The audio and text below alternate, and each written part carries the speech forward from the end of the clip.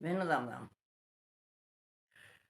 आज मैं एक लक्ष्मी जी की कहानी सुना रही हूँ। वैसे तो कार्तिक के महीने की है, कार्तिक में भी सुन लो, महा में भी सुन लो, बैसाख में भी सुन लो और कभी भी सुन लो।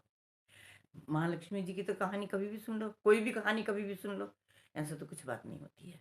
तो वो मैं आज आपको एक कहानी शेयर कर रही हूँ, कुछ थोड़ी सी अ, पुराने रीति रिवाजों पर है, हल्का सा कोई टच है उसमें।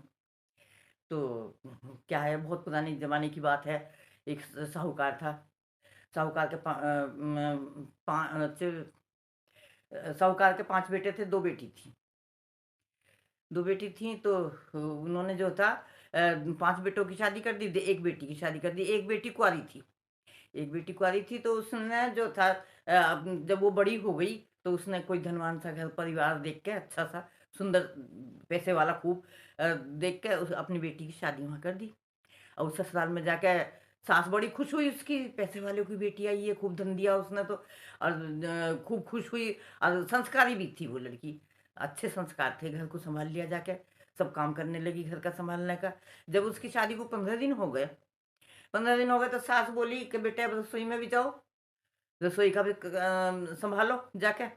तो सास ने उसकी ने बताया कि सुबह को ऐसा करना, जल्दी उठना, जल्दी उठ के नहा धो के पहले पहले ठाकुर जी की पूजा करना, भगवान की पूजा करना, फिर उसके बाद में खाना बनाना और सब कुछ बहुत बढ़िया तरीके से प्यार से बनाना। पहली रोटी गाय की निकालना और जो है बाद की रोटी जो होती है, पीछे की रोटी, वो कुत्ते की होती है। इतनी बात उसकी सास ने समझा दी उसको। तो अब ठीक है जी, अगले दिन वो सुबह को सवेरे उठी, नहाई-धोई, पूजा-पाठ करी, खाना बनाने किचन में चली गई, दाल बनाई, चावल बनाए, रोटी बनाई, बना-बनू के रख आई। बना के रख आई, तो जो है फिर जब सास ने, ससुर ने और उसके पति ने खाना खा लिया, तो अपने आप भी खाना खाने के लिए चली गई वो, कि अब मैं खा लूँ खाना, अब तो सबने खा लिया। तो जाके जब देखा तो टिफ़िन में एक भी रोटी नहीं है।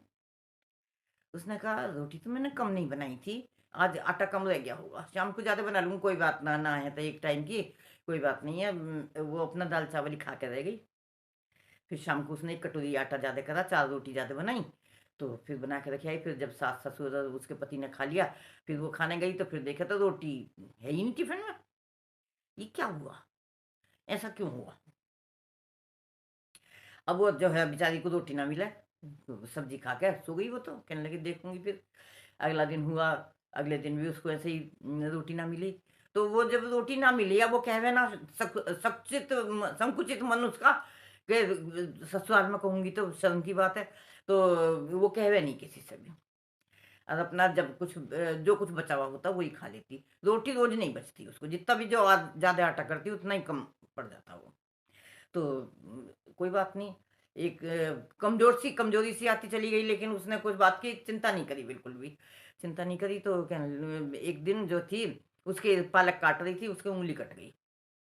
उसकी उँगली कट गई तो उसकी सास बोली, "बेटे तू आज आटा मत गूँधियो, मैं गूँध दूँगी और जो है तेरे हाथ में चोट लग रही, मैं बना लूँगी।" कहने लगी, "मम्मी जी आप जो है आटा गूँध देना बस, अब रोटी तो मैं बना लूँगी अपने आप।"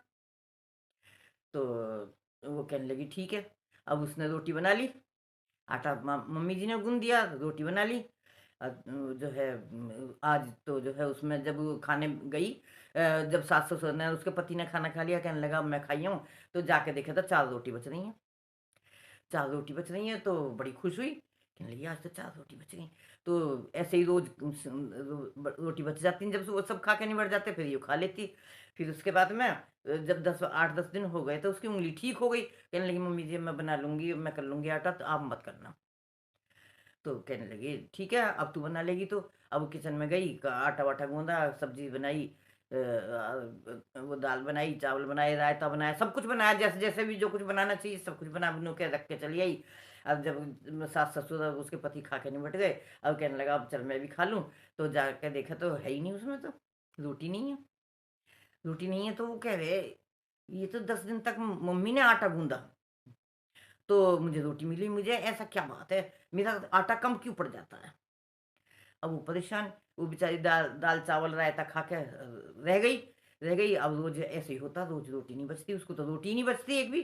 तो कुछ नहीं, वो कहवत है नहीं, डर की मारी मारी जैसे भई जैसे ब ससुराल में नई-नई आई हूँ, अभी तो भई यूँ कहेंगे पता नहीं कैसी है ये वो, तो कमज़ोर होती चली गई। कमज़ोर होती चली गई तो जो है उसने कहा इसने उसके पति ने कहा चल इसे मैं इसके माँ-बापों से मिला लाता हूँ, क्या कभी इसे याद आ रही हो, बहुत दिन हो गए इसे गए आए हुए भी, अब जो है ला इसको माँ-बापों से मिला लाता हूँ। तो उसने अपने माँ-बापों से बात करी, मम्मी इसको मिला लाऊँ, ये कमज़ोर सी होती जा रही है, इसका मन उदास सा हो रहा है, और कभी इसको अपने माँ-बापों की याद आती हो तो मैं इसको मिला लाऊँ। हाँ बेटा मिला ला जा, फिर ले जा इसके पीहर में तू। ले गया और वहाँ जाके खूब खुश हुए, मिले सब, सास-ससुर से मिली, माँ-बापों से मिली, अपने सबसे मिली। फिर उसके बाद में जब जब अपने माँ-बापों के पास भाई-भाभी या दादी के पास बैठी, तो उसने कहा न कि जो है बेटी तू उदास क्यों हो रही है? ये बता तेरा मन नहीं लगता? तुझे किस चीज़ की कमी है? तेरी सास कुछ कहती है तुझे? तू हमें बता। उसने कहा कुछ भी बात नहीं है, मुझे कोई कुछ नहीं कहता। लेकिन मैं ये सोचती हूँ कि उसने सारी बात बताई कि जब भी मैं रोटी बनाती हूँ मेरे लिए रोटी नहीं बचती। और मम्मी जब मेरी उँगली कट गई थी तो सास ने आटा करा था, और जब जो है उनके आटे में से जब मैं रोटी बनाती थी तो जब मुझे रोटी मिल जाती थी, और जब उन्होंने बनाना बंद कर दिया फिर नहीं मिलती मुझे रोटी, मैं कहाँ से खाऊँ? मैं तो डर लगता है कहते हुए भी मुझे तो ये बात।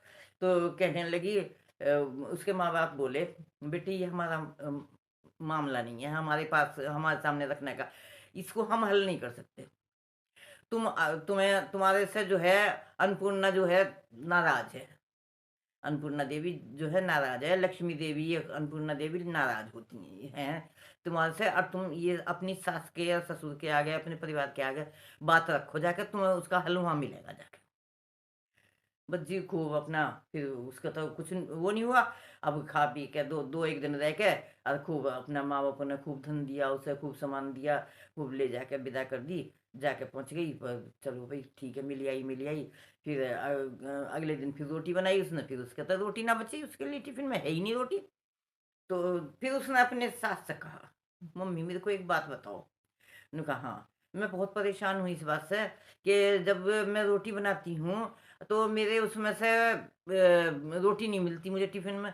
आप सब लोग खा लेते हो, मुझे रोटी मेरे लिए रोटी रहती नहीं। जितना ज़्यादा आटा कर लेती हूँ, उतनी रोटी कम पड़ जाती है। मुझे रोटी कभी भी नहीं मिलती।